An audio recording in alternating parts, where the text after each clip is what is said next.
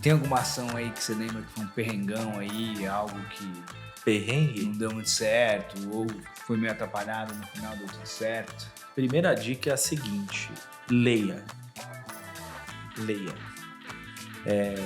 As pessoas acabam, muitas pessoas, não todas, acabam desprezando o conhecimento teórico. E a prática, ela só é bem feita quando tem uma base teórica muito bem estabelecida. Sejam muito bem-vindos a mais um episódio do Marketing with a Twist, episódio número 21. Tô aqui com o Renan Ubeda, ele é gerente global de mídia paga da Qualtrics. Ele vai contar um pouco aqui da atuação da Qualtrics e toda a carreira dele, onde ele fez muita coisa legal. A gente chegou a trabalhar juntos, né, durante um certo período, quando a Twist teve a Múltiplos Fidelidade como cliente, né, a empresa do grupo Latam Airlines. E ele vai contar um pouco do que ele fez por lá também pra gente. Renan, muito obrigado por aceitar o nosso convite, por estar aqui no podcast, trazendo aí um pouquinho do seu conhecimento. Começa contando pra gente aqui quem que é o Renan, né? O que você fez, por onde você passou, para o pessoal te conhecer. Legal. Primeiro, obrigado pelo convite, Mauro. Eu sou um grande fã da Twist já há bastante tempo, fui cliente, como você disse. Então, é um prazer estar aqui hoje batendo esse papo com você, com os nossos telespectadores também, a galera que vai ouvir o podcast nas plataformas. Uma rápida apresentação: meu nome é Renan Ubeda, sou casado, tenho 34 anos, uma filhinha de 1 ano e meio, então estou vivendo uma nova fase também como pai. Tenho 17 anos de experiência em marketing, iniciei minha carreira em agência, na Zona Norte de São Paulo, na agência GV Propaganda. Ela não existe mais, essa agência, era uma agência que basicamente era um braço da Editora Abril. A gente fazia muito anúncio do varejo da Editora Abril. Então, ali eu tive minhas primeiras experiências, meus primeiros contatos com esse mundo de mídia paga, mais o mundo tradicional, mídia tradicional. Dali eu já migrei para a área de marketing, para um dos clientes da empresa na época, que é a Zappos, uma empresa chinesa do setor automotivo. E eu confesso que quando eu fiz essa mudança foi um pouco estranha, porque era uma empresa chinesa, estava chegando no Brasil, não era uma empresa estruturada, mas foi muito legal essa experiência, porque foi como jogar aqueles jogos estilo The Sims com código, dinheiro infinito. Uhum. Era mais ou menos isso. Então eu pude, logo no início da carreira, testar muita coisa na prática, muitos conceitos que eu vinha aprendendo na faculdade, ou eu vinha lendo, eu vinha acompanhando uma certa tendência do marketing, e ali o dinheiro não era problema, né? Os chineses realmente vieram com bastante força. Desde aquela época eles não estavam para brincadeira. Não estavam para brincadeira, eles eram dono das fábricas na China, tinham operação de distribuição e importação no Brasil, em outros países. Então foi uma experiência muito legal, e desde cedo eu pude aplicar muita coisa, desde patrocínio de grandes eventos, muito de mídia impressa, mídia televisiva, enfim, o digital que estava começando no começo, lá atrás, os links patrocinados, né, que hoje viraram o Google Ads. Enfim, ali foi uma experiência muito legal. Fiquei na empresa por alguns anos. Dali eu passei por algumas outras empresas, como a Cura, empresa japonesa, Mecalor, que é uma empresa líder de mercado no segmento de refrigeração térmica, então uma empresa que vende grandes equipamentos. Foi aí que eu migrei para o marketing B2B, e desde então eu tenho trabalhado com algumas marcas bem legais. Então passei por Múltiplos, como você disse. A Múltiplos eu considero uma das minhas experiências mais relevantes, até pelo período, né? Fui um dos primeiros funcionários, logo que a empresa fez o spin-off da companhia aérea. Entrei como analista de marketing júnior, fui analista pleno, analista sênior, até chegar a gerente da área de marketing digital. E eu considero a Múltiplos um filho também, né? A gente construiu aquele negócio que depois acabou inspirando muitas outras empresas, a própria Livelo, que hoje acaba liderando esse mercado, a Smiles, que mudou completamente o modo de operação depois do que nós construímos lá na Múltiplos. Outros modelos de fidelização que surgiram depois, hoje a gente vê muito de cashback, a gente vê muito de outros formatos. Todos eles, de alguma forma, têm ali a Múltiplos como um benchmark, E é um projeto que eu legal. me orgulho muito. Assim, talvez o meu maior orgulho de carreira foi tudo que nós conseguimos construir uma empresa do zero, que chegou a 25 milhões de clientes. A gente tinha um faturamento inicial ali, algo em torno de 100, 120 milhões, porque vinha isso da companhia aérea. Entregamos uma empresa faturando 2 bilhões de reais por ano. Então, sem dúvida, foi o grande case da minha carreira como gerente de marketing. Depois disso, eu migrei um pouquinho minha carreira, eu saí um pouco da operação de marketing para ir para o mundo de tecnologia. Eu recebi um convite da SAP, um antigo diretor ali da Múltiplos, da área de TI, foi para a SAP, que é uma grande empresa, né, do setor de tecnologia, a empresa que inventou o ERP e que hoje lidera esse mercado com bastante folga, inclusive. E eles estavam adquirindo algumas empresas, algumas tecnologias para a área de marketing. Empresas de CRM, empresas de automação de marketing, gestão de dados, as Martechs, de uma forma geral. E ali eles me convidaram para ser que eles chamam de pre-sales, pré-vendas, que é uma pessoa que vai olhar as necessidades dos clientes e atuar como um consultor de negócio, entender como aquela tecnologia pode ajudar naquela empresa. E nesse período eu tive a oportunidade de trabalhar com o BR Premia, da Petrobras, trabalhar com a Swift, marca de carne, varejo de proteína animal. Trabalhei com muitas outras marcas, drogarias, empresas do varejo, utilities, também a Comgás, também foi um cliente que a gente fez um trabalho muito legal, que acabaram, de alguma forma, contratando as tecnologias da SAP na época para melhorar a sua atuação e operação de marketing digital. E foi uma experiência muito legal, fiquei quase 4 anos na empresa, nesse papel de consultor. Depois disso eu recebi um convite para ir para a Salesforce, inclusive o prédio aqui da frente é o prédio da Salesforce. Tá vendo na janela aqui. E na Salesforce eu também tive um papel semelhante como um consultor de negócios, entender a necessidade de cliente.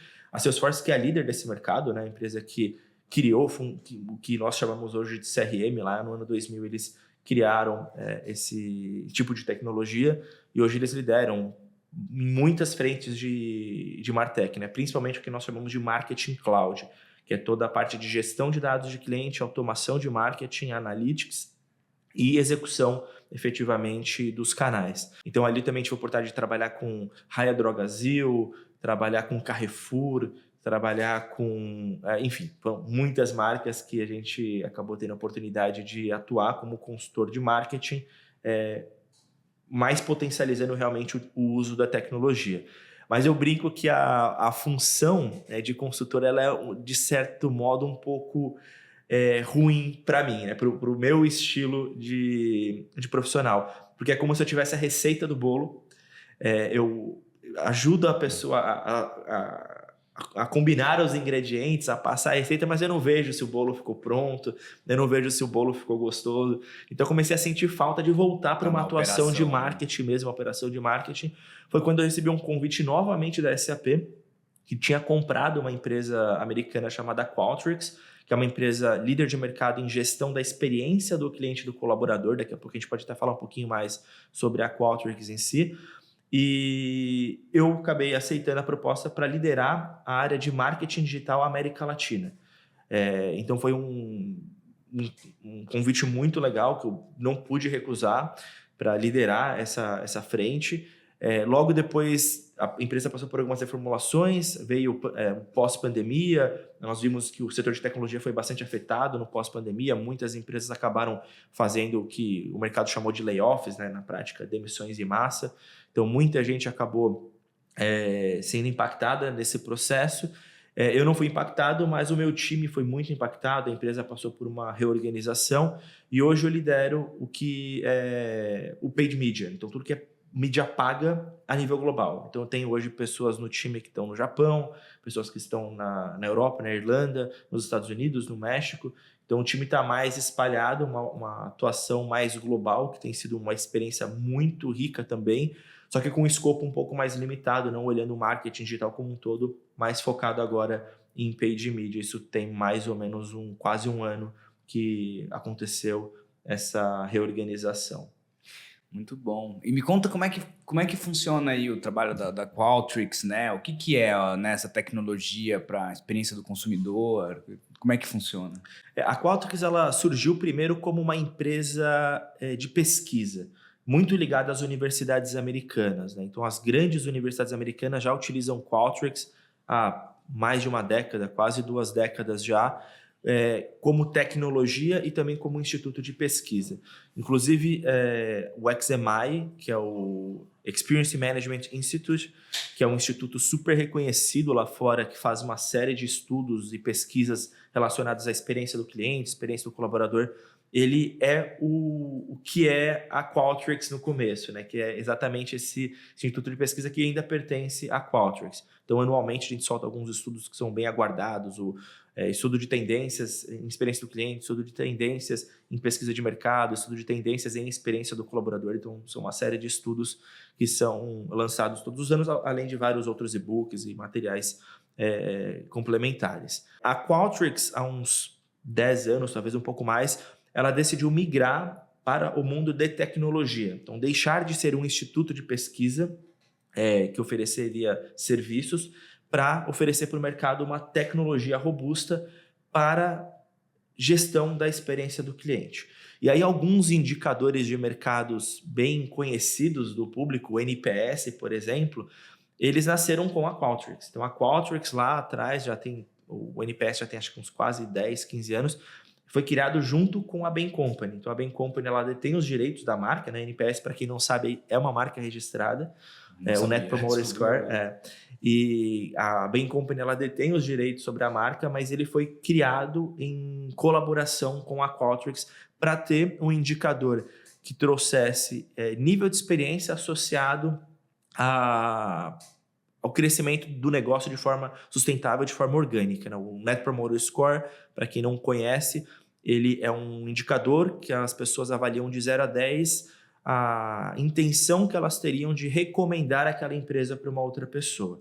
E aí, por trás dessa nota, tá como foi a experiência dela até aqui, se foi positivo ou negativo. Obviamente, se a experiência é positiva, a probabilidade dela recomendar aquela empresa é muito maior. Se é negativa, vai ser menor. E aí ela se torna um detrator da marca, ao invés de recomendar. É uma pessoa que vai acabar, quando compartilhar a sua experiência, vai compartilhar de forma negativa, o que pode afetar a sustentabilidade do negócio a longo prazo. E aí outros indicadores também criados pela própria Qualtrics e outros que foram adaptados de mercado, né? O Effort Score, por exemplo, que é muito utilizado no meio digital, para quem tem canais digitais. Enfim, a empresa acaba liderando esse mercado, empresas como a Disney, Mastercard, Mercado Livre, Porsche e grandes outras empresas globais e muitas empresas aqui também da América Latina, do Brasil, utilizam a Qualtrics para fazer a gestão da experiência dos seus clientes e também dos seus colaboradores. A gente pode falar um pouquinho mais disso, tem uma relação bem direta as duas coisas. Eu acho legal essa coisa da gestão do colaborador, como muito do olhar do que se fazia para o consumidor, para o cliente, né, hoje se traz para o colaborador, né, a valorização da equipe como um stakeholder que é fundamental, né? Acho que por muitos anos, cliente, o colaborador está sendo pago, não tem nada que reclamar, né? E hoje em dia tem uma cultura muito grande, né? A gente mesmo rodou aqui recentemente um NPS para pesquisa interna de colaboradores, né? E tô fascinado aqui de saber a origem, né, do NPS, que hoje é utilizado em muitas frentes, né? Inclusive, acho que tem muita coisa que o pessoal chama de NPS, talvez nem seja bem NPS, né? Deve acontecer muito também, né? Sim. NPS é uma metodologia, né? As pessoas entendem o NPS como um indicador, mas tem uma metodologia por trás. Então, a forma como é aplicada a pesquisa, o momento, a frequência, tudo isso influencia na confiabilidade desse indicador. Eu já vi, por exemplo, muita empresa mandar o NPS como uma pesquisa anual para clientes. Então, avalie, baseada na sua experiência do ano todo, quanto você recomendaria essa marca. Não é o ideal, porque a experiência ela é muito fluida. Eu posso ter uma experiência positiva hoje, uma não tão positiva amanhã, uma negativa, outra positiva. Então, eu tenho que acompanhar neste estágio do meu relacionamento com o cliente como que está o NPS dele. Então, é uma é um indicador que ele é muito mais orgânico e necessita de uma frequência maior do que normalmente o mercado faz. Então, por isso que a gente tem embarcado na tecnologia algumas automações. Então, o cliente acabou de ter uma experiência com a tua marca, ele vai receber essa pesquisa no canal que é mais conveniente para ele, de uma forma bastante conectada na jornada dele para que ele possa avaliar. Mesmo outros indicadores, o Effort Score, por exemplo, que eu citei, ele é um indicador que mede o esforço que o cliente precisa ter para realizar uma determinada tarefa com a sua marca. Então, por exemplo, eu tenho lá uma conta num determinado banco e eu preciso fazer um investimento através da plataforma deles. Qual foi o esforço para eu encontrar o produto financeiro que mais se adeque ao meu perfil? Eu consegui entender as informações, eu consegui realizar aquela aplicação. Quando eu precisei resgatar, cada momento dessa jornada exige um esforço. O aplicar um esforço, o resgatar um outro esforço. Se eu tive algum problema e preciso falar com atendimento, qual é o esforço disso? Então, o Effort Score também, algumas empresas utilizam de forma muito genérica. Qual o esforço que você tem de se relacionar com a gente? Não, tem que entender naquela jornada, aquela atividade, qual foi o esforço e quanto isso impacta efetivamente a experiência daquele cliente. Então, tem um espaço de evolução do mercado, de amadurecimento em relação à aplicação dessas metodologias. Já vemos uma evolução bastante considerável, mas ainda assim existe um espaço de amadurecimento, não só desses dois indicadores, mas de outros para ter uma visão mais clara da experiência do cliente. Como você trouxe também, a experiência do colaborador ela está conectada diretamente com a experiência do cliente. Esse é um ponto muito importante. A gente vê que empresas que estão conseguindo fazer esse trabalho, conectar essas duas coisas, estão tendo resultados muito positivos. Então, a gente viu lá no evento, eu acabei de voltar do X4, que é o maior evento de gestão da experiência do cliente, inclusive organizado pela própria Qualtrics. A gente recebeu lá de 10 a 15 mil pessoas, tivemos palestras da Michelle Obama, palestras de vários CEOs e CMOs de grandes empresas, do Hilton, American Express, da Porsche, enfim, grandes nomes de empresas que são reconhecidas pela experiência que entregam para os seus colaboradores e para os seus clientes. E uma coisa que eu achei muito legal foi a palestra do CEO do Hilton. Ele falou que a empresa, nos últimos anos, mudou completamente a abordagem que ela tem com os colaboradores. Então, hoje, o foco número 1 da empresa é entender qual é o melhor programa de incentivo para os seus colaboradores, pensando nos objetivos pessoais e profissionais deles, e baseado nisso, eles vão conseguir medir o nível de satisfação desses colaboradores e como isso impacta o cliente no final, né? Como essa experiência positiva dos colaboradores acaba reverberando também na experiência dos clientes. Tem até um caso muito legal da Qualtrics com a Taco Bell. A Taco Bell que também está aqui no Brasil, mas esse case é lá de fora. Eles começaram a entender que algumas lojas tinham notas muito boas de experiência, de sabor, enfim, eles avaliavam vários variáveis, né, dessa experiência, qual que é a limpeza do local, qualidade do atendimento, sabor da comida, enfim, vários itens. E eles perceberam que algumas lojas tinham notas muito altas e outras lojas notas muito baixas. E eles não entendiam o porquê dessa discrepância tão grande, sendo que é uma franquia, né? Deveria ter o mesmo padrão, deveria se manter de uma mesma forma. E aí, quando eles avaliaram, eles perceberam que o papel do gerente da loja em relação à forma como ele fazia a gestão dos colaboradores da loja afetava a experiência final do cliente. As lojas onde o gerente tinha maiores notas mais positivas e indicava que os colaboradores tinham um nível de satisfação maior, consequentemente, a nota da experiência do cliente era maior. E o indicador que era mais influenciado era o sabor da comida. Aí você fala, puxa, então quer dizer que a experiência do colaborador afeta a experiência do cliente, que afeta o sabor da comida. Sim, foi isso que mostrou esse estudo em colaboração com a Taco Bell, feito há 1 ano e meio, mais ou menos. É muito bom, né? Quem nunca foi num fast food, chegou lá, foi mal atendido, e aí parece que nada dá certo, né? Você vai comer... A comida podia até estar boa, mas você fala, nossa, isso aqui tá horrível, né? E às vezes a pessoa foi super simpática, você foi super bem recebida, a comida nem era grande coisa, mas você já come com certo prazer, né? Com uma percepção, né, do consumidor é alterada de acordo com a experiência como um todo, né? Ontem eu tive uma experiência assim tão legal no Pão de Açúcar. Eu faço academia bem na frente de um Pão de Açúcar. Então a academia que eu faço, ela fica bem em frente ao mercado. E aí eu saí da academia cansado, suado, enfim, para ir para casa. Eu falei, puxa, eu vou passar aqui na padaria agora do Pão de Açúcar. Minha esposa tinha pedido umas coisinhas e vou comprar aqui o pãozinho e vou para casa. Algo muito simples do cotidiano. Poderia ter ido numa padaria. Opa, acabei batendo a mão aqui. Poderia ter ido, por exemplo, numa padaria. Poderia ter pedido por iFood, enfim. Mas eu decidi ir até o mercado porque estava ali próximo. Quando eu cheguei na padaria, a atendente falou, tudo bem com você? Você estava na academia? Começou a conversar comigo. Nossa, que exercício você fez hoje?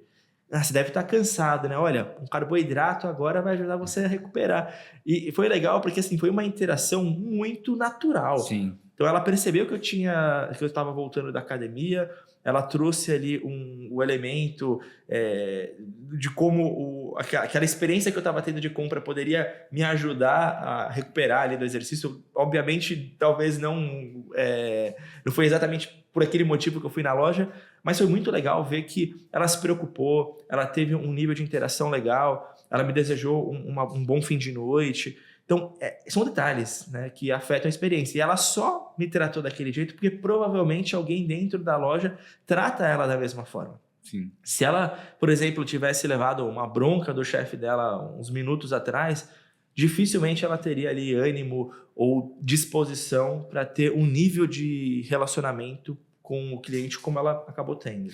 Essa postura de um colaborador engajado, ela tem muito da pessoa ou é algo que é treinável? Você acha que ela passou por um treinamento ali no Pão de Açúcar, olhando de fora, né? Que você não tá lá dentro. Você acha que ela passou por um treinamento para conseguir te atender bem ou ela é um profissional fora da curva que... Eu acho que um pouco das duas coisas. E aí entra um papel também importante do processo de seleção, atração de talentos, né?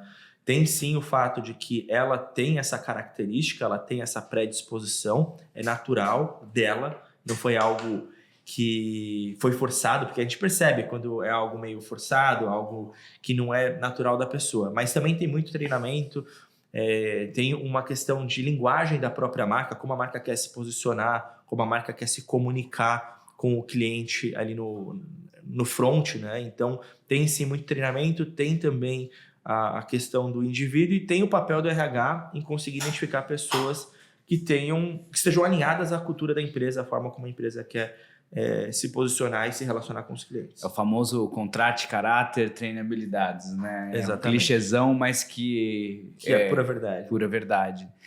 E para quem está assistindo aqui a gente, né? Eu quero construir, falando ainda na experiência do colaborador, eu quero melhorar a minha experiência do colaborador. Que dica que você tem?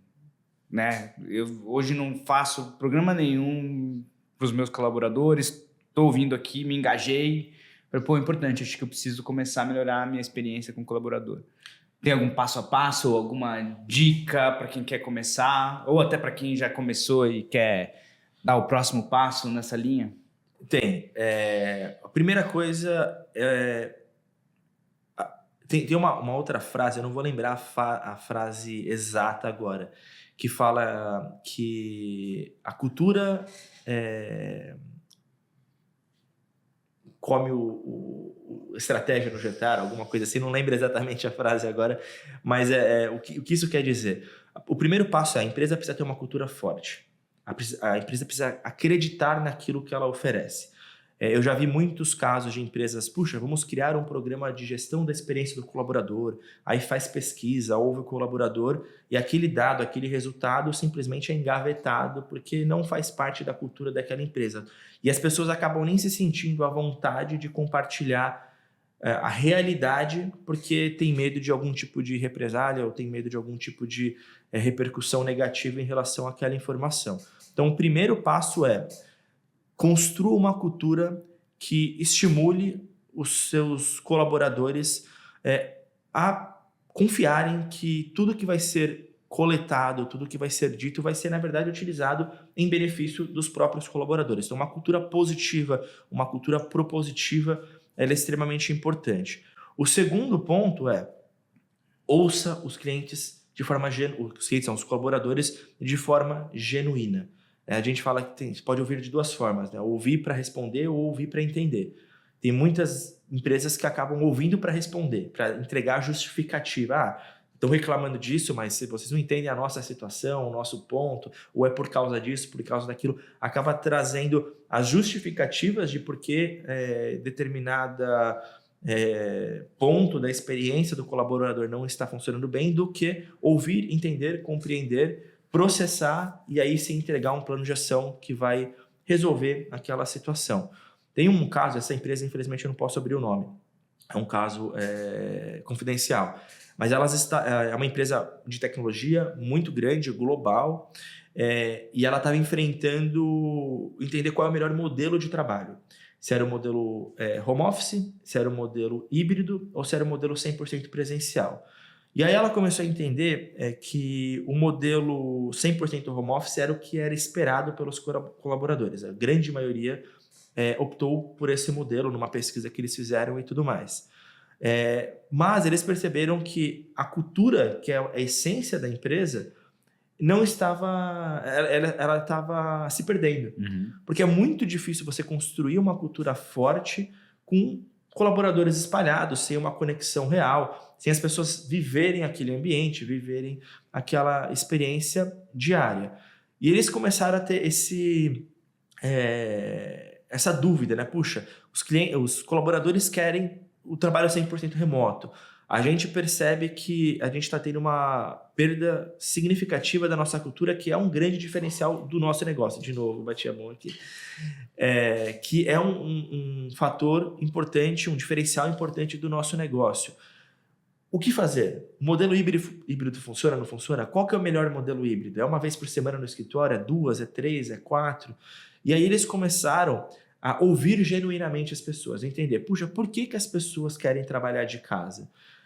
Como a gente consegue criar um modelo que vai atender essas necessidades, os motivos por que as pessoas querem trabalhar de casa e, ao mesmo tempo, continuar distribuindo e construindo a nossa cultura. E aí eles entenderam que existiam vários motivos, não eram um só. Então tinha pessoa que queria trabalhar 100% de casa porque ela tinha a possibilidade de levar o filho dela para a escola todos os dias. Eles perceberam que algumas pessoas queriam trabalhar de casa porque tinham um horário mais flexível, então podia fazer uma academia, fazer uma atividade física, um exercício. Então, cada pessoa, cada indivíduo tinha a sua realidade e os seus motivos de por que gostaria de trabalhar de casa. E o que eles fizeram?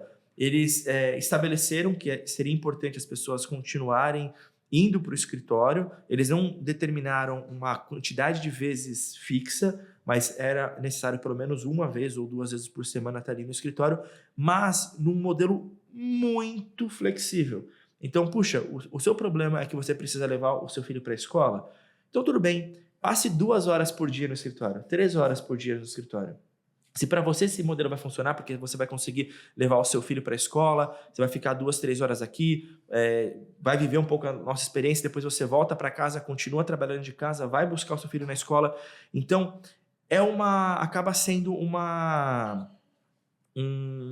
criando modelos de trabalho que estejam ligados efetivamente à necessidade dos colaboradores, com a necessidade do negócio, ouvindo genuinamente e criando planos de ação que realmente vão agregar valor nesses relacionamentos.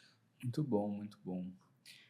Eu achei muito interessante o que você falou também, lembrei desse exemplo que eu dei recente, que a gente rodou aqui a pesquisa. Algumas pessoas não responderam, né? A pesquisa era anônima e a gente teve, acho que uns 5 colaboradores que não responderam, né? E uma das pessoas veio falar para mim, não respondi mesmo, porque eu duvido que seja anônimo, acho que vão ler, o RH vai ler tudo que a gente falou ali e vai usar isso contra a gente, né? Você vê como que é a cabeça do colaborador, né? Que quando a gente tenta pensar, às vezes, com a cabeça da liderança, pra gente é óbvio, a gente quer ouvir né, o que o colaborador tem a dizer para trazer as soluções, para ver o que a gente pode melhorar. para justificar, quando também, né, às vezes é necessário a justificativa de tipo, olha, isso aqui a gente não tem como resolver, mas isso aqui existe por conta de um motivo, né? Não é porque a gente está sendo chato, sei lá.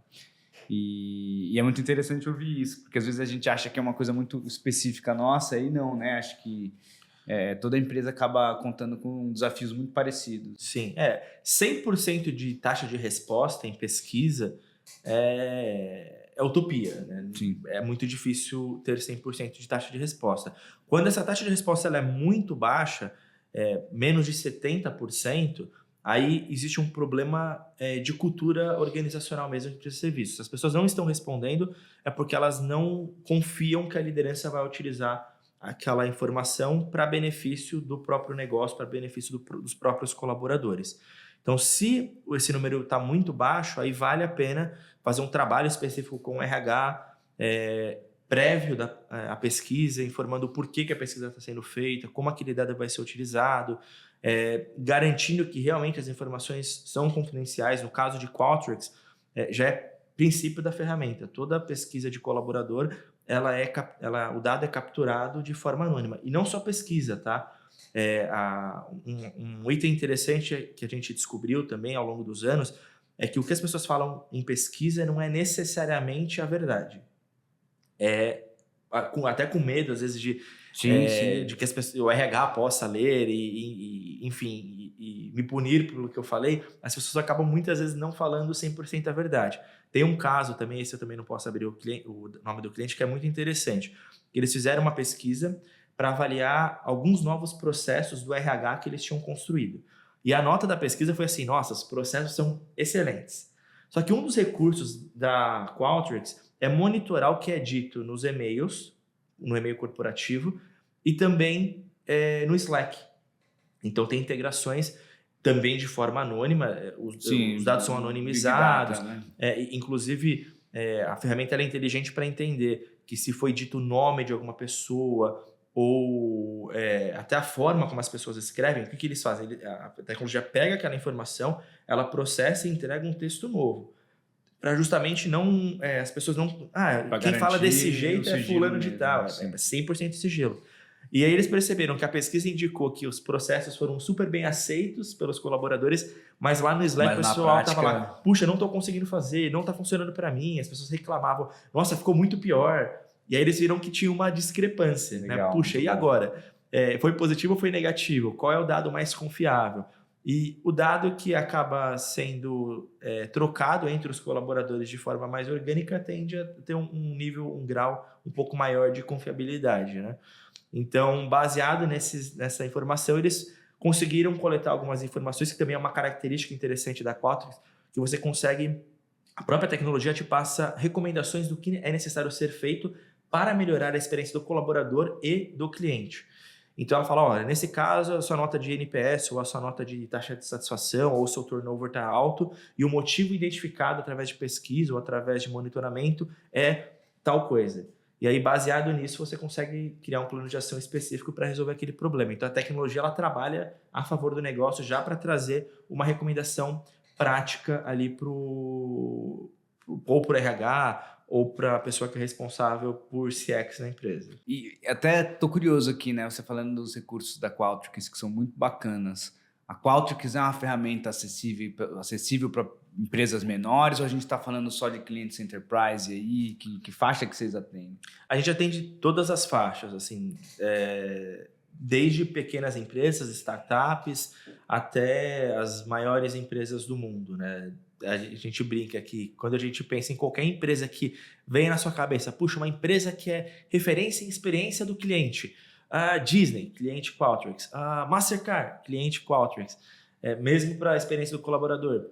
A gente vai ter essas grandes empresas, mas também empresas menores acabam utilizando. Inclusive, tem versões da tecnologia específicas para empresas que têm necessidades pontuais. Então, não tem uma restrição, ela é bem flexível. Inclusive, agora, nos próximos dias, vai ser lançado uma plataforma onde as empresas menores poderão comprar a tecnologia com um cartão de crédito, ali 1 ou 2 licenças para uso de acordo com a sua necessidade, como se fosse qualquer outra tecnologia SaaS de mercado.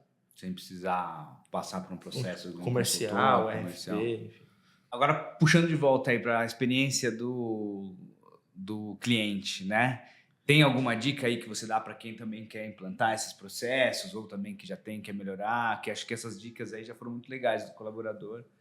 Eu acho que tem uma certa sobreposição dessas dicas. Então, da mesma forma, uma cultura organizacional que coloca o cliente como foco de verdade, porque se você perguntar para 100% das empresas, o cliente vem em primeiro lugar, né?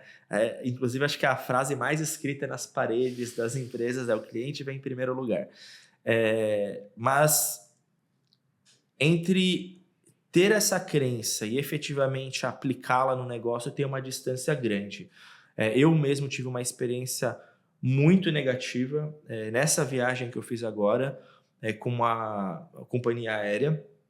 Tive um problema, o voo atrasou, e, enfim, aconteceram todas as coisas que a gente já sabe que acontece em companhias aéreas, é normal, os clientes têm até uma certa, hoje em dia, uma compreensão melhor de que problemas acontecem, mas existe ali um mínimo de relacionamento que a gente espera que as empresas tenham. E aí uma dessas empresas que levantam a bandeira de cliente vem em primeiro lugar, acabou que quando eu cheguei no balcão e fui perguntar se tinha uma previsão ou alguma coisa do tipo, eu fui extremamente maltratado. Aí você fala: puxa, mas ali era um indivíduo, aquela pessoa que me maltratou talvez não represente a marca como um todo. Não, ela representa a marca como um todo. Porque o indivíduo, no momento de necessidade extrema do cliente, acabou não conseguindo refletir o treinamento dele, ou ele não teve o treinamento necessário, ou ele não tem as informações precisas para poder ajudar. Alguma coisa na experiência do cliente falhou e aquela pessoa, sim, representa a empresa como um todo. Então, a questão da cultura organizacional efetivamente voltada para o cliente, com processos claros que empodere os funcionários, os colaboradores que estão na linha de frente, somado à predisposição em ouvir através de pesquisa, através de monitoramento das redes sociais, através de monitoramento de outros canais, como o Reclame Aqui, como sites de reviews, dependendo do segmento de mercado, é extremamente importante. E aí, de novo, entra o plano de ação e entra a execução. Tem um conceito muito legal, também criado pela Bain Company em colaboração com a Qualtrics, que chama Close the Loop. O Close the Loop ele é um framework de trabalho para quem quer fazer gestão da experiência do cliente. E como que ele funciona? A gente começa com a pesquisa, a gente entende o que está acontecendo. O segundo passo do Close the Loop é fazer um trabalho de compreensão, de entendimento. Então, tem um time de CX que vai olhar e falar: puxa, a gente fez a pesquisa, o nosso NPS cresceu tanto, diminuiu tanto, os detratores são esses, os motivos são esses. Então, faz ali um trabalho de entendimento. Depois disso, isso é compartilhado internamente com a liderança. Normalmente, essas métricas de experiência do cliente em empresas que acabam tendo uma cultura organizacional voltada a isso, ela leva esses indicadores como um influenciador do variável desses principais líderes da empresa. Então, o bônus, participação de lucros está efetivamente ligada a qualidade e a efetividade da experiência dos clientes, então acaba sendo um indicador que influencia o pagamento de variável também.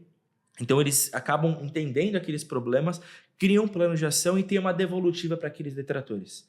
Então, efetivamente respondido para cada pessoa que respondeu a pesquisa: olha, recebemos a sua pesquisa, entendemos o seu problema, o plano de ação está sendo criado, dentro de X tempo será resolvido e nós te notificaremos que esta falha no nosso processo foi resolvida.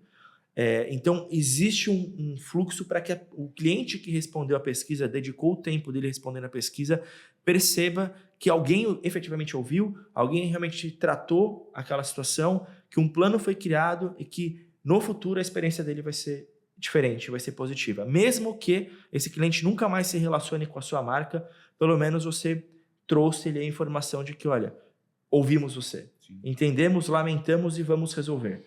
Essa devolutiva hoje ela é muito falha.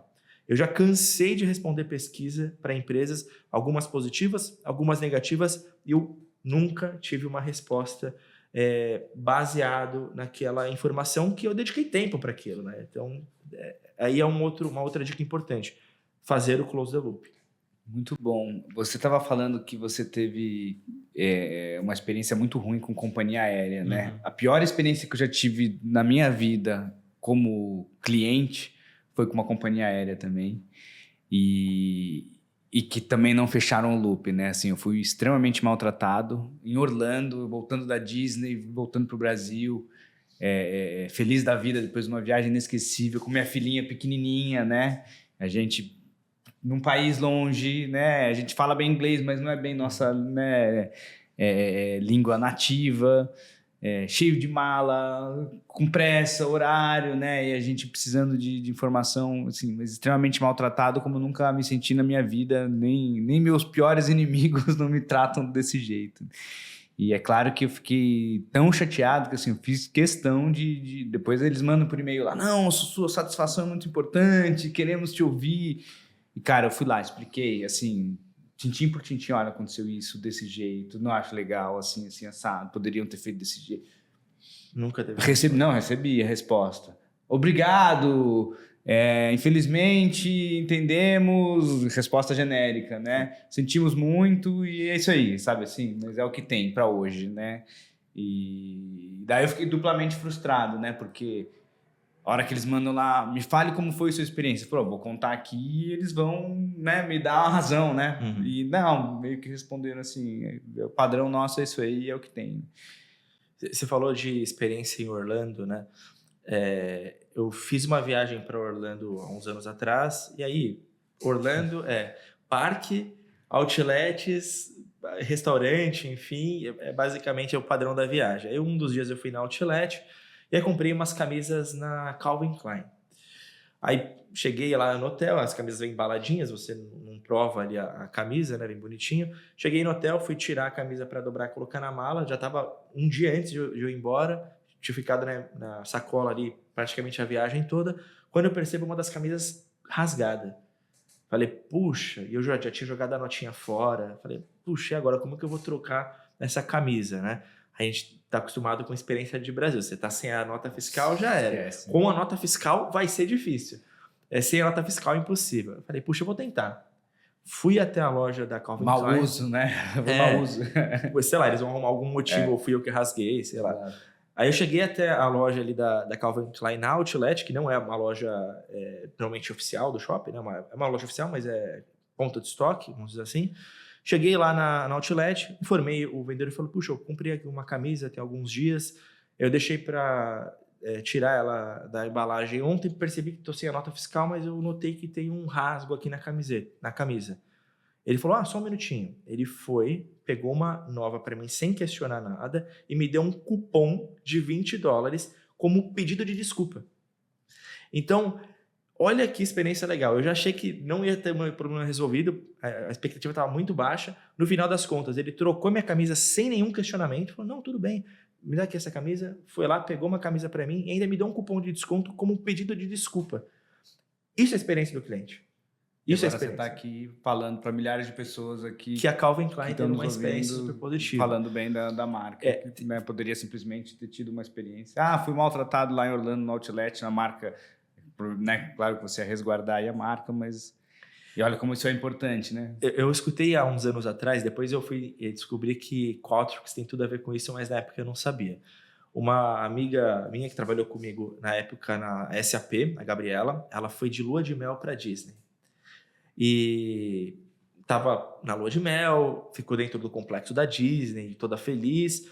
Chegou quase no último dia da viagem, ela notou que ela perdeu a câmera dela. A câmera que ela tinha tirado todas as fotos. Ela não achava no quarto do hotel, procurou em todos os lugares, ela tinha perdido a câmera dela. E ela estava indo naquele dia para um parque, por isso que ela estava procurando a câmera. E ela ficou muito frustrada. Porque, puxa, todas as minhas memórias da minha lua de mel, perdi. Estão perdidas. É melhor ter perdido uma joia do que câmera. Do que a câmera com o filme fotográfico. Filme fotográfico é boa, né? Câmera digital. Nossa, filme fotográfico... Declarou a idade agora. Enfim, aí ela foi pro parque mesmo assim, não ia perder o ingresso, mas ela ficou muito triste todo o período ali do parque. E a Disney, ela tem algumas câmeras que utilizam inteligência artificial há muito tempo. A gente hoje ouve muita inteligência artificial, mas a gente pode até falar disso, não é algo novo, né? E essa inteligência da Disney, ela consegue entender expressões faciais. E tem uma política da Disney que ninguém na Disney pode se sentir triste, proibido. Ninguém, assim, absolutamente ninguém. Então, quando uma câmera identifica uma pessoa ou chorando, ou com raiva, ou com qualquer expressão que é negativa, um funcionário daquela área é notificado. Fala, tem uma pessoa em tal lugar, interaja com ele. Entenda o que está acontecendo. E ela estava lá num canto, triste, muito chateada, veio uma funcionária conversar com ela. Falou, tudo bem, estou percebendo que você não está feliz, você está na Disney. Como eu posso te ajudar a tornar a sua experiência mais incrível? Aí ela contou, falou, puxa, hoje é praticamente meu último dia de viagem, tenho mais uns 2 dias aqui em Orlando, mas eu descobri que eu perdi minha câmera. Estou de lua de mel, estão todas as minhas fotografias dos outros dias de parque, de toda a minha viagem eu perdi. Aí ela falou, puxa, é mesmo? Então vem aqui comigo. Aí pegou ela, levou num local ali da Disney, deu para ela uma câmera, um cartão de memória, deu para ela todos os ingressos de novo, falou, você vai voltar no parque com esse ingresso que você pode entrar e sair do parque quantas vezes você quiser durante X dias. Então você tem mais 2 dias, pega essa câmera, tira todas as fotos que você quiser, em todos os parques de novo, no último dia você vem, devolve a câmera pra gente e você leva embora o cartão de memória. Vai te ajudar? Ela ficou, nossa, mas vocês não têm obrigação nenhuma. Não, nós não temos obrigação nenhuma. Mas você veio até a Disney e você vai voltar com as suas memórias, com as suas fotos. Sensacional. Aí você fala, puxa, como isso está ligado ao DNA da marca, né? Isso é até maior do que a cultura organizacional. Isso é o DNA da marca. E ela se sentiu assim muito feliz, tirou todas as fotos, foi nos parques, tirou fotos em outros lugares. Ela tinha levado o vestido de noiva dela lá para Disney, porque ela tinha ido numa praia próxima de 2 horas de Orlando para tirar umas fotos na praia. Ela conseguiu tirar as fotos de novo na praia. Então ela conseguiu ter a experiência dela completa, assim, reviver alguns momentos para poder fotografar. No final ela devolveu a câmera, ficou com um cartão de memória e ela contou essa história pra gente. Depois de alguns anos eu fui descobrir que a tecnologia por trás, para entender, interpretar a expressão facial, todo o trabalho de monitoramento e de ativação, tudo isso é uma combinação de tecnologia, no caso Qualtrics, com muito processo interno, com muito treinamento, com cultura organizacional, com DNA de marca, porque não é só tecnologia. A tecnologia vai ajudar a operacionalizar esse processo todo, mas sem treinamento, sem a capacitação, sem o perfil da pessoa correta, porque se fosse também uma outra colaboradora, talvez, que pena, sentimos muito, e viraria as costas e iria embora. Não, ela tinha o treinamento, ela tinha o empoderamento para poder resolver efetivamente a dor daquela cliente. O empoderamento é uma coisa muito importante, né? Porque também não adianta nada. Às vezes o colaborador até tem a intenção, mas não tem a ferramenta, né? E você está numa cultura que vai lá, você precisa dar uma câmera para a pessoa emprestada, você tem essa autonomia, né? Por isso que eu acho que é muito importante. Sem dúvida, sem dúvida. A gente, inclusive, tem um novo conceito que eu não lembro agora o nome em inglês, mas empodere a linha de frente. E por que isso é importante? Porque a grande falha que é notada é que a empresa tem processos internos para resolver a dor do cliente, só que processos que não resolvem no momento certo. Então, o cliente, o caso de companhia aérea, você chegou lá, perdeu seu voo, ficou horas e horas no aeroporto, demorou muito tempo para eles te entregarem lá um voucher de alimentação. Quando eles te encaminham para um hotel, quando já aconteceu comigo de realmente o voo não decolar, eles têm que encaminhar para um hotel, isso leva muito tempo, o transporte é ruim, chega no hotel, o pessoal do hotel não consegue acomodar todas as pessoas com agilidade, então você gasta ali facilmente 6, 7 horas entre o estresse do aeroporto até conseguir chegar ali dentro do quarto do hotel. Quando há um empoderamento das pessoas da linha de frente, isso tudo funciona muito melhor. Então, se a pessoa da linha de frente sabe, puxa, eu tenho recursos e posso fazer o que for possível para melhorar a experiência do cliente e vou fazer, isso ajuda. Tem um caso clássico, né? Não sei quem aqui já leu o livro Satisfação Garantida, do Tony Ishii. Não sei se você conhece esse livro. Não li. Em inglês, o nome dele é Delivering Happiness, que é Entregando Felicidade, que é a forma como eles chamam a cultura internamente das Apos não as Zappos que eu mencionei, que eu trabalhei, a chinesa, mas a Zappos, empresa de sapatos lá dos Estados Unidos, e-commerce de sapatos, que foi comprado pela Amazon alguns anos atrás. No livro, ele descreve que eles decidiram investir muito pouco em marketing, mas muito em experiência do cliente. Porque eles sabiam que criaram um negócio há 20 anos atrás de vender sapato pela internet só ganharia escala se a experiência do cliente fosse acima da média. Então, o cliente teria que comprar os sapatos, se tivesse algum problema poderia devolver, ou pedir 5 sapatos diferentes, prova o que mais gostou, devolve os outros 4. Eles criaram vários mecanismos para poder criar uma experiência do cliente muito acima da média. Mas problemas acontecem. As pessoas compram lá um sapato, não serviu, elas vão precisar passar por um processo para poder fazer aquela troca. E aconteceu um determinado dia, um cliente ligou e falou, olha, eu comprei um sapato aqui para mim, um tênis, e não serviu, preciso fazer a troca. E naquele dia, o sistema das Zappos estava muito lento de troca, muito lento, como acontece com qualquer empresa. Todo mundo pode, qualquer empresa pode ter uma dificuldade sistêmica algum dia que vai dificultar um pouco mais a vida do cliente, né? Quem aqui nunca tentou cancelar a internet? O sistema está fora, o senhor aguarda mais um minutinho, ou então ligar para bancos públicos, não vou citar nomes, não entender. Você liga lá para resolver um problema de um financiamento, então hoje o sistema está fora, senhor, tenta ligar amanhã. Acontece. Mas olha quando o colaborador, quando a linha de frente ela é empoderada. A atendente falou para o cliente, falou, olha, nosso sistema está lento hoje, está levando em média de 25 a 40 minutos para eu conseguir efetuar a troca. O senhor poderia esperar esse prazo? Aí ele falou, não, vou esperar porque eu preciso trocar e não sei o quê. Então tá bom. O senhor gosta de pizza do quê? Como é? O senhor gosta de pizza do quê? Eu vou mandar na casa do senhor uma pizza, enquanto o senhor espera, o senhor vai comer uma pizza comigo. Você tá falando sério? Tô falando sério. Falei, manda uma pepperoni. Aí foi lá, ligou na pizzaria e falou, olha, manda um pepperoni no endereço tal. E, enfim, pagou a pizza, mandou a pizza na casa do cliente, enquanto o cliente ficou na linha por 25 a 40 minutos. Nos Estados Unidos essas pizzarias são muito rápidas, né? 10, 15 minutos a pizza chega, ele é Domino's, essas marcas de fast food. A pizza chegou, ele comeu a pizza, o cliente resolveu o problema dele e no final aquela experiência que seria extremamente negativa, frustrante, estressante de 40 minutos pendurado no telefone. Transformou numa coisa memorável. Nunca mais vai esquecer, vai contar para todo mundo. Exato. E a Zappos é um baita case global de experiência do cliente a níveis assim que é impossível replicar. É um fato. É impossível replicar por quê? Porque é a empresa. É o Tony Ishii, que infelizmente faleceu alguns anos atrás, mas era a pessoa dele. Tem até um outro caso que ele conta num TED Talks, que ele fala que as pessoas começaram a circular na internet a informação de que a Zappos era a melhor empresa de atendimento, a melhor empresa de satisfação do cliente, a melhor empresa de experiência, e todo mundo começou a falar aquele assunto nos Estados Unidos inteiro. E aí uma pessoa estava desesperada, vivendo um motivo muito difícil da vida dela, e ela estava pronta para cometer suicídio. E ela falou, puxa, quer saber? E acho que ela viu uma notícia bem na hora que ela estava pensando nisso e estavam falando das Zappos. Quer saber? Eu vou ligar no call center dessa empresa. Quero falar com esse Tony. Ele ligou no call center e falou, olha, eu estou aqui, vou cometer suicídio, mas fiquei sabendo que vocês entregam felicidade, delivering happiness.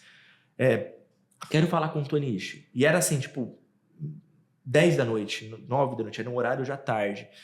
E o atendente ficou sem saber muito o que fazer, falou, olha, o senhor aguarda um minutinho, chamou o supervisor dele e falou, tem uma pessoa aqui que falou que vai cometer suicídio, a situação é essa, o que a gente faz? Falou, calma, vou chamar o Tony. Aí ligou para ele no celular, Tony, tô com uma pessoa que tá nessa situação, o que a gente faz? Ele quer falar com você. Ele falou, pede 10 minutos para ele que eu tô chegando no escritório, vai conversando com ele. Ele voltou para o escritório, conversou, conseguiu pegar o endereço daquela pessoa. No tempo que ele estava conversando com aquela pessoa, ele mandou os bombeiros na casa daquela pessoa para poder prestar um suporte mais especializado, mas ele conversou, relatou e falou, olha, você vai sair dessa e a gente vai marcar um café. Eu quero tomar um café pessoalmente com você, eu quero entender. E assim, a Zappos fica em São Francisco, a pessoa estava em um outro estado. E aí passou, aquela pessoa se tratou, depois de uns meses ele fez um café com aquela pessoa e tirou a foto. Olha, essa pessoa aconteceu isso. Então, você vê que E não dá para replicar isso. Exatamente. Isso não dá para replicar. Mas ainda assim é legal ver esses casos extremos, porque a gente vê a realidade do mercado hoje. Para casos extremos, tem um espaço muito grande que qualquer coisa mais próximo desses casos extremos já é extremamente relevante. Talvez eu não consiga replicar 100%, mas se eu replicar 20%, você já vai estar acima do que 99% das empresas.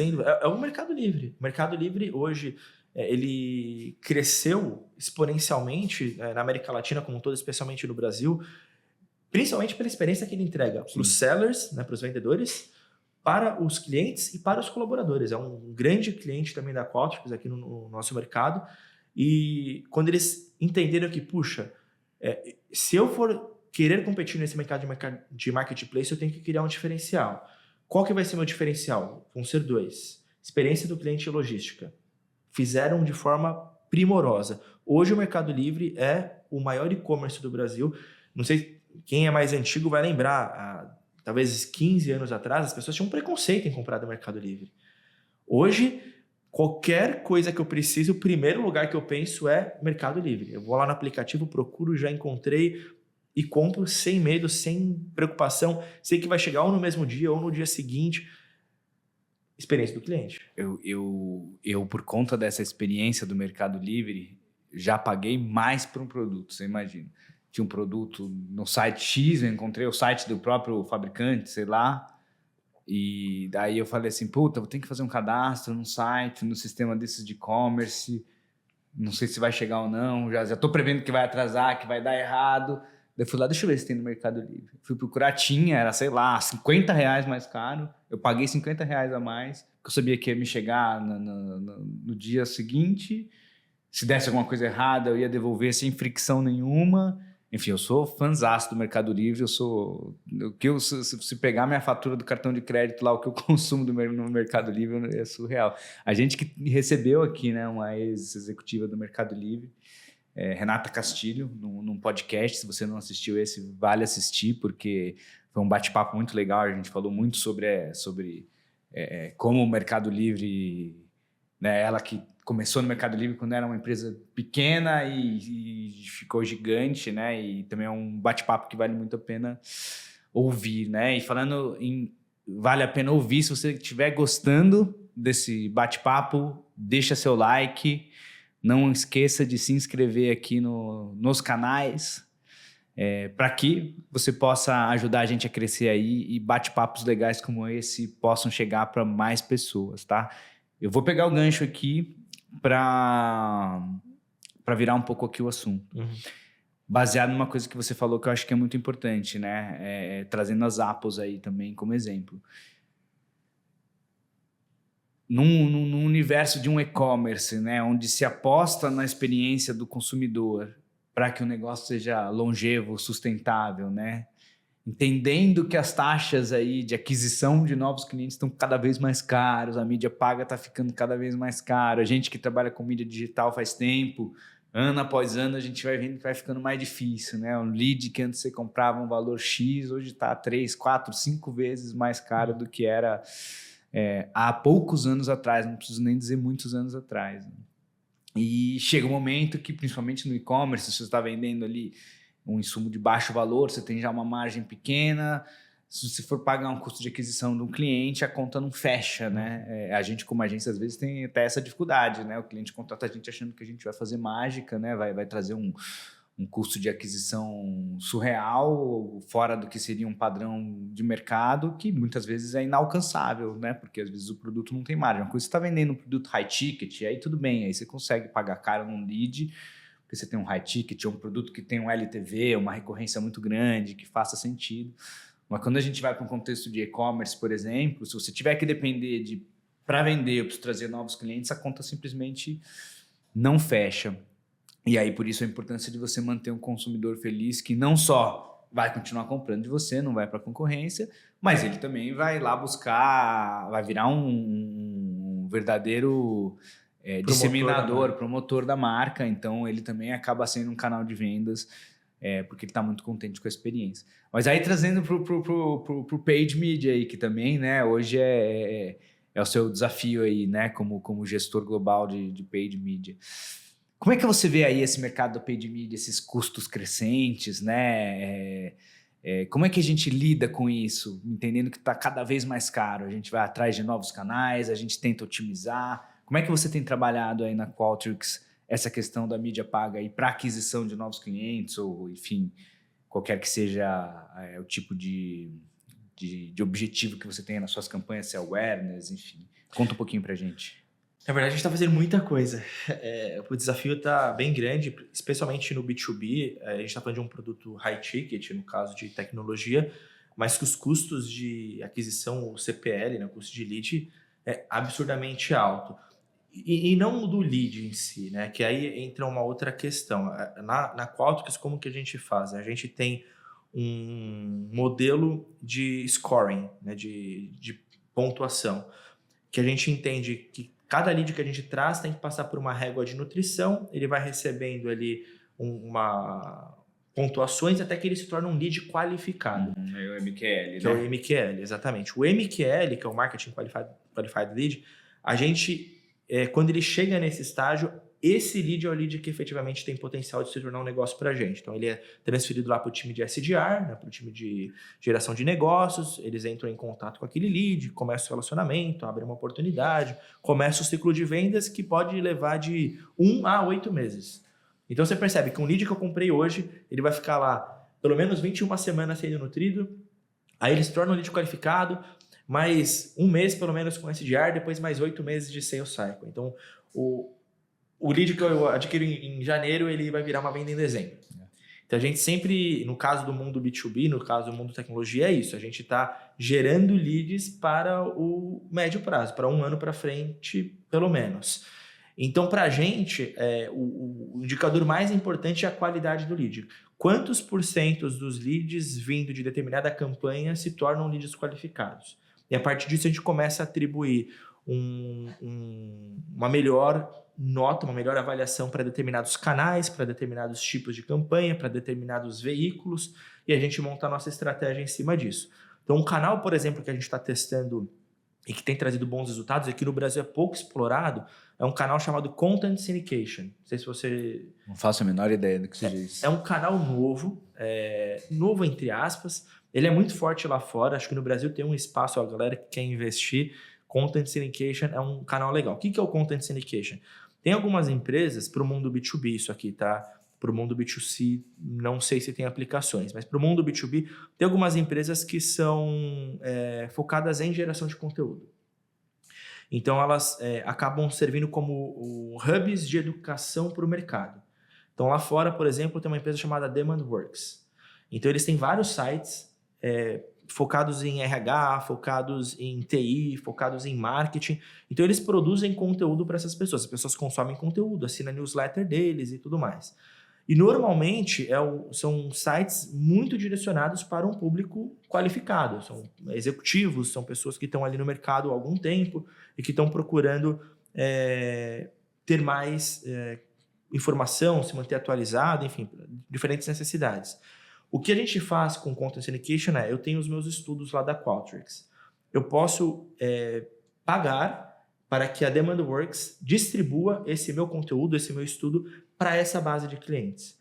Então, o custo de lead individual, ele é muito mais alto do que um custo que eu consigo no paid media tradicional, no LinkedIn, na Meta ou no Google, mas a qualidade desse lead ela é excepcional. Então, eu sei que... colocando só valores aqui aleatórios, só para entender. Né? Se o meu lead é R$15 lá no LinkedIn, eu vou pagar 80 aqui. Só que no LinkedIn, 10% dos leads se tornam MQLs. Lá é tipo 70% se tornam MQLs. Então a gente tem testado esse modelo, tem testado alguns players lá fora. Muitos deles têm uma atuação no Brasil, também em América Latina, em outros países. Então a gente tem feito... e tem tido bons resultados com esse tipo de canal. Então, é um canal que tem ajudado, colaborado bastante para não necessariamente diminuir o custo por lead, mas melhorar a qualidade desses leads e a geração de pipeline a partir desses leads. É muito, muito legal, né? Como se fosse uma estratégia de inbound, mas dentro de um veículo de terceiro. Em vez de eu estar publicando no meu próprio canal, eu estou publicando num canal de terceiro que já tem uma audiência que tem uma audiência, que tem uma relevância, que tem uma credibilidade. Então seria, vamos supor, por exemplo, no Brasil a gente tem aqui o Mundo do Marketing, tem o Próximo, alguns portais de conteúdo bastante relevantes. É como se eles tivessem ali a possibilidade, talvez até tenham, não pesquisei a fundo, de, puxa, eu tenho um produto que é para profissionais de marketing, um curso, uma tecnologia, né? Ou uma própria agência em si. Então eu consigo criar um conteúdo, um e-book, alguma coisa, ou um webinar, e quem vai fazer a distribuição, a comunicação desse conteúdo são esses veículos. E, de novo, tem a sua audiência fidelizada, tem a sua credibilidade, então funciona muito bem. Só que a gente está testando players. Hoje, nesse momento, a gente está com 20 diferentes players, alguns nos Estados Unidos, alguns na Europa, alguns na Ásia, e testando qual deles funciona ou não. Desses 20, eu diria que 5 ou 6 estão trazendo resultados excepcionais. Os outros não está tão legal ainda, porque envolve muita questão de segmentação, entender muito quem é aquele público que realmente consome aquele conteúdo, se é o público de interesse, se não é. Então, tem um trabalho de muito teste e executar campanhas pelo menos um ano para você entender se aquele fornecedor, se aquele parceiro vai ser a melhor opção para você ou não. Mas, no médio e longo prazo, é um canal que a gente pretende investir cada vez mais. E na mídia tradicional, um item que a gente está criando, que é importante nesse cenário, é trabalhar mais e melhor as regras de nutrição internas.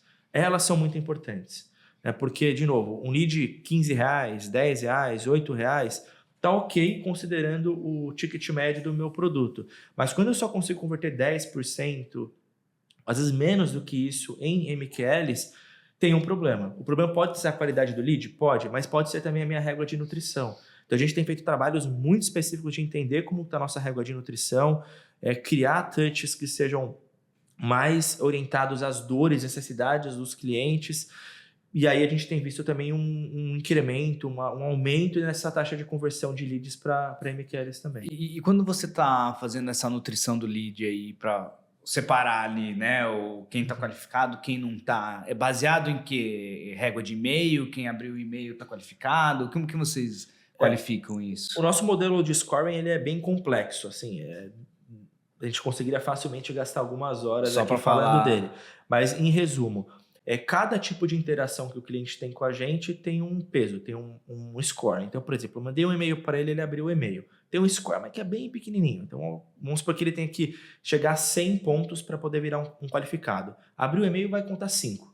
Então, ele tem que abrir 20 e-mails ali no ano, em 21 semanas, que é o prazo que a gente mede, para ele se tornar um qualificado. Então, só abrir e-mail não é interessante para a gente. Mas se ele abrir no e-mail e clicou, ele vai receber mais 5 pelo clique. Aí, quando ele clicou, é um outro conteúdo para download. Se ele fizer o download, ele ganha mais 20 pontos. Ou é um webinar, ou é tal coisa. Então, dependendo do tipo de interação que ele tem com a gente, ele vai somando pontos. Legal. E tem coisas que também subtrai pontos. Então, por exemplo, ele se inscreveu num webinar, ganhou 30 pontos. Só que ele não assistiu o webinar, ele perdeu 10. Então, ele se inscreveu, mas não assistiu. Então, dos 30, ele ficou com 20. Porque o fato dele não ter assistido mostra que talvez não seja uma prioridade para ele. Exatamente. Então, o modelo de score ele é bem complexo. E aí tem alguns outros tipos de interação que são determinantes para a gente. Então, por exemplo, no meio da jornada, a gente sempre tem lá um call to action para solicitar uma demonstração. Esse torna o lead qualificado automaticamente, porque ele já está pedindo um contato. Sim, já. Então, ele já baixou um conteúdo, gostou e já está pedindo. Então, tem algumas dessas interações que vão dar bypass no scoring e já vão direto para o time de SDR e já tornam aquele lead qualificado. Então, nas campanhas de search, por exemplo, a gente percebeu que quando a gente faz campanhas para topo de funil, 90% do que vem, 95% do que vem de leads não é qualificado. Quando a gente faz campanhas mais para bottom funnel, é muito melhor. Eu vou ter um custo de lead muito maior, uma quantidade de leads menor, só que a quantidade desses leads que acabam convertendo e efetivamente se tornando uma oportunidade de negócio para a gente é muito maior. Então a gente toma uma decisão de, para paid search, Google e Bing, mantém o CPL elevado, traz uma quantidade menor de leads, mas com alta intenção. Então a gente está trabalhando muito mais a galera que está na intenção, com PMAX, com Search, do que pessoas que estão no processo de de consideração. Então, consideração, a gente trabalha muito mais LinkedIn hoje, Meta, e deixamos o paid search para tomada de decisão final mesmo, quem já tem nível de interesse mais alto. Indo para perguntas mais genéricas aqui agora, né? De tudo que você fez aí na sua carreira, tem alguma ação que te marcou assim, que você, puta, essa ação foi especial, isso aqui é um case, assim, eu gosto muito de lembrar, de ter feito parte? Pô, conta dois, então. Primeiro, acho que a Múltiplos, de uma forma geral. A Múltiplos, eu considero, como eu disse no começo do podcast, o meu grande case de carreira. Eu fui o funcionário número 30, talvez. Quando eu saí, a empresa já tinha mais de 500, já tinham passado quase 1.000 pessoas pela empresa. Iniciamos com 100 milhões de faturamento, entregamos com 2 bilhões de reais de faturamento. E o case que eu gosto de contar foi um case que ele até contra-intuitivo. Na época, nós recebemos um aporte da própria companhia aérea para fazer uma grande campanha de marketing. Então, era algo que tinha que sobressair e entregar, só que tinha uma meta. Então, a meta era, através do nosso e-commerce da Múltiplos, nós tínhamos que faturar naquele ano 350 milhões de reais. Era a nossa meta para aquele ano. Isso foi 2013, talvez. Foi 2013, foi antes da Copa do Mundo.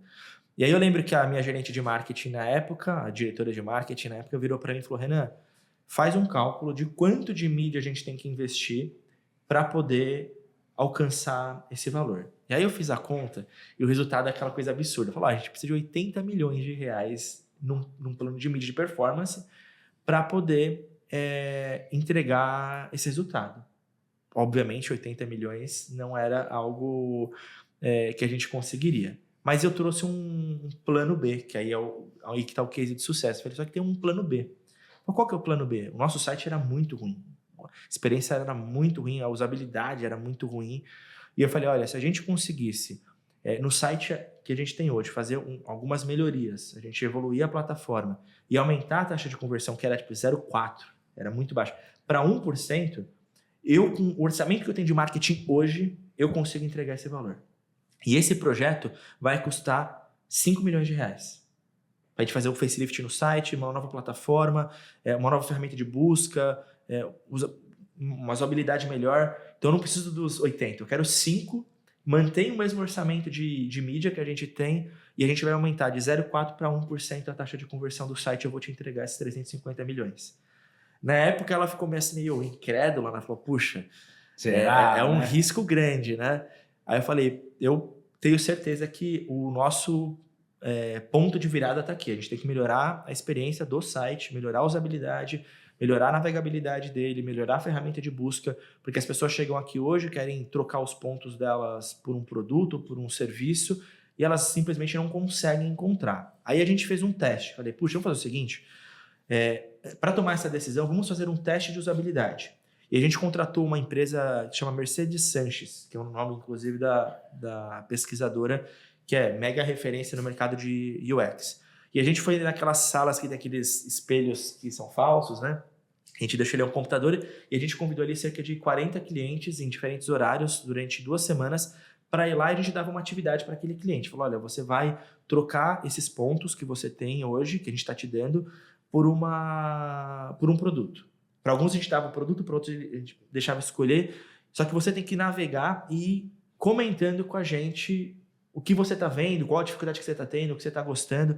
E todo mundo, nossa, mas eu não consigo achar. Nossa, mas esse produto está muito caro. Nossa, mas a busca não retornou o que eu queria. E aí a gente percebeu que, de fato, o site não ajudava em nada. Aí com aquela informação eu falei, olha, tem aqui os vídeos, as informações, o resultado do teste de usabilidade, do quão ruim é nosso canal de vendas hoje. E aí decidimos, avançamos, conseguimos a aprovação do orçamento, foi um trabalho super legal. Na época a gente contratou uma tecnologia da Oracle ATG, que era uma plataforma de e-commerce que era super robusta na época. Contratamos uma empresa de implementação, a agência que ajudou a gente também, inclusive vocês ajudaram a gente nesse processo também, em várias frentes ali na época. E o resultado foi que a gente fez a taxa de conversão do site e de 0,4 para 1,2. Então, assim, aumentou 3 vezes o faturamento do e-commerce. O resultado foi maior do que o esperado, maior do que os 350 milhões, mantendo o mesmo custo de mídia, mantendo o mesmo investimento que nós tínhamos em digital. Então, às vezes, a resposta, ela não é tão clara, né? Puxa, quanto que eu tenho que investir em mídia? Não, será que eu tenho que investir em mídia? Será que eu tenho que melhorar a experiência do canal? Será que eu não tenho que melhorar alguma coisa na jornada do cliente que vai trazer um resultado mais efetivo e mais sustentável também, né? Porque uma vez feito esse investimento, essa taxa de conversão, ela continua. Sempre ali 1,2. Agora, se eu faço um investimento de mídia, eu vou investir naquele ano, no ano seguinte eu tenho que fazer novo investimento. Se eu não fizer novo investimento, já não vou ter o mesmo resultado. Então, às vezes, vale a pena olhar toda a jornada do cliente, entender pontos de ruptura nessa jornada e tentar melhorar esses pontos de interação, principalmente os pontos transacionais. E tem alguma ação aí que você lembra que foi um perrengão aí, algo que perrengue não deu muito certo, ou foi meio atrapalhado, no final deu tudo certo? Perrengue tem acho que em todas, né? Então, escolher só uma é difícil, né? Todas no final ali dá um frio na barriga e no final dá certo. Tem uma em específico que eu acho que essa foi de tirar o fôlego mesmo, foi antes de a gente entrar de eu ir para Múltiplos. Eu trabalhava na Mecalor e nós fazíamos muito eventos em pavilhão. E evento, assim, é o tipo de coisa que tudo pode dar problema. Absolutamente tudo. Sempre evento. Quem assistiu todos os episódios, ou é evento ou é produção audiovisual, os perrengues. Infelizmente, acontece. E aí eu lembro que a gente já pegou um espaço premium ali no AMB para um evento grande que chama Brasil Plástico, o maior evento da indústria de plástico. E a gente estava com um espaço enorme. E aí surgiu, a gente fez a contratação da empresa que ia montar para a gente o stand e tudo. E nós teríamos ali a parte superior do stand, ela ficaria suspensa por cabos. Ela não teria colunas. Porque as máquinas eram muito grandes, não podia ter coluna dentro do stand. E o local que nós tínhamos escolhido, a gente conferiu, tinha ali os locais para poder içar essas partes, não tinha problema nenhum. Só que dias antes do evento, a Brasil Plástico ligou para a gente e falou, olha, distribuir, surgiu um espaço mais premium ainda para vocês. Uma das empresas acabou desistindo de última hora, tem um espaço enorme, um pouco maior e não sei o quê. Eu falei, puxa, mas não vai dar. Porque eu já estou nesse espaço, já estou com um projeto do stand. Não, mas é igual, não muda nada. É a mesma coisa, só que é um pouquinho maior, vocês podem ganhar um espaço. Faz o seguinte, mantém o mesmo projeto, a gente vai construir para vocês do lado salas de reunião. E aí, o pessoal de vendas pirou, falou, pô, é o truque que a gente precisa. Vamos por esse espaço. Só que esse espaço tinha um detalhe, não tinha o espaço para poder içar toda a parte que ia ficar sem as colunas. E o espaço que nós estávamos antes já tinha sido transferido para uma outra empresa também que já estava montando. Aí foi aquele desespero. O que a gente faz agora? Para colocar coluna, o preço do projeto ia aumentar absurdamente, não ia caber os equipamentos, não ia caber máquina. E aí foram 2 dias de montagem que eu fiquei sem dormir mesmo. Foram quase 48 horas sem dormir, dentro do pavilhão, sem se alimentar direito, de extremo estresse. Eu lembro que aquele dia eu falei assim, eu nunca mais vou trabalhar com evento na minha vida. Aquilo fez eu mudar para o digital, definitivamente. Eu já cuidava do digital naquela época, mas eu falei, puxa, a partir de hoje eu não vou mais fazer evento. Esse é meu último evento que eu vou fazer na vida, tamanho estresse. E aí, enfim, eles deram um jeito, passaram uns cabos, mas eu fiquei com medo que aquele negócio fosse cair durante o evento. Eu sei que eu não dormi no evento e ainda no pós-evento ainda gerou um monte de discussão, enfim. Foi, acho que, o maior perrengue que eu passei de estresse trabalhando com marketing foi em eventos. Terrível. Adoro essas histórias aí. Sempre a gente ouve histórias muito engraçadas aí nessa parte do podcast. Indo para o futuro agora, né? Momento bola de cristal. O que você imagina aí para o futuro do marketing, da mídia paga, da experiência do consumidor, do colaborador? Quais você acha que são as principais tendências aí? Algo que eu ouvi agora no X4 que eu achei extremamente relevante foi dito, se não me engano, pelo CEO da American Express, que ele falou que as empresas que entenderem como utilizar a inteligência artificial para humanizar relações vão ser as empresas que vão ser efetivamente relevantes no futuro. E eu acredito muito nisso. Acho que inteligência artificial é o caminho, um caminho sem volta para automatizar processo, para automatizar tomadas de decisão, para uma série de aplicações, mas o foco tem que ser humanização. Como que eu consigo, de alguma forma, utilizar a inteligência artificial para eliminar processos operacionais, mas ter o indivíduo no relacionamento? É o caso que a gente citou de Disney. Eu tenho lá a tecnologia, a inteligência artificial, que monitora o rosto da pessoa, que entende qual que é o sentimento dela naquele momento, mas você não tem um ser humano que chega lá com todo o altruísmo possível, se coloca no lugar da pessoa, conversa com a pessoa e cria aquela relação, a experiência ela não acontece. Então você pode perceber que todos os exemplos que nós utilizamos eram pessoas com pessoas. Sim. A tecnologia suportando isso. Mas no final das contas é isso.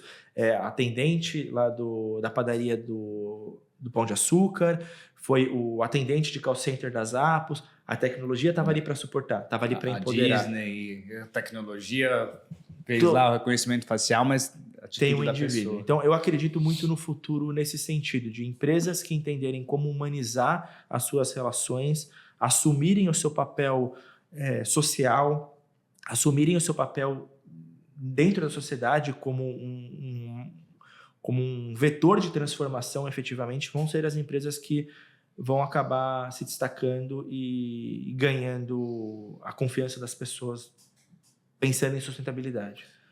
Última pergunta. Que é a nossa dica de ouro, né? Imagina tudo que você viveu na sua carreira, todos os projetos que você trabalhou, tudo que você fez. Se você tivesse que compilar tudo isso e escolher uma única dica aqui para deixar para o pessoal que está assistindo a gente, uma dica de ouro. Para profissionais? Profissionais de marketing que estão aqui vendo a gente, ou aspirantes, né, estudantes que querem trabalhar com marketing.